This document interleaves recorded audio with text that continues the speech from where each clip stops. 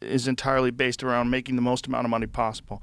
Well, what better way when you don't have to pay them anything? You got it. There are signs. I don't know if you've seen them. Signs, advertising from AI companies. What was they saying? Don't hire humans, something like that. Did you see it posted? That's adorable. Don't hire humans. That's demonic. It is. All right. Yeah. But also from the perspective of a corporation where you deal with human issues, problems, mistakes, people showing up late, why not do I doing their need job you when correctly. I can get a robot? Exactly. All right, you're not going to get sick. Right. I can fix you a lot easier than paying for your health care and so forth and so on. Right. So what do you do? What do you do about that? So if you're the president and President Sanders, we have this issue. The whole country is going to go automation. Okay. What do we do? All right. First of all, we make the determination that we are not going to let a handful of CEOs make these decisions, that they're going to be made by the American people. What does that mean?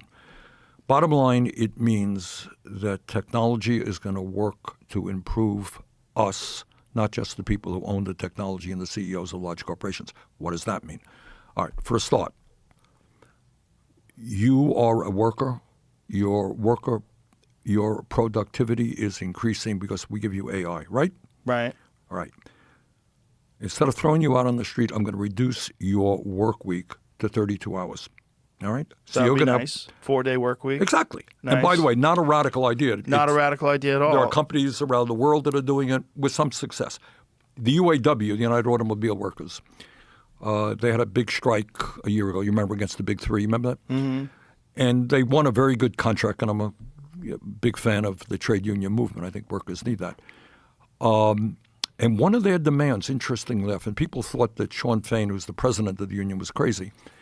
But Sean said, you know what, we want a 32-hour work week because our people are producing more. People thought he was crazy, but the idea is catching on. So first thing to say is let's use technology to benefit workers. That means give you more time with your family, with your friends, for education, whatever the hell you want to do. You don't have to work 40 hours a week anymore.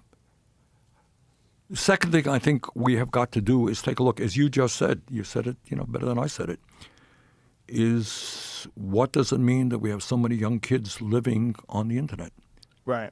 All right. There are schools all over the country now who are getting cell phones out of schools. I talk to teachers in Vermont, and they say, the kids' attention spans now have been greatly diminished.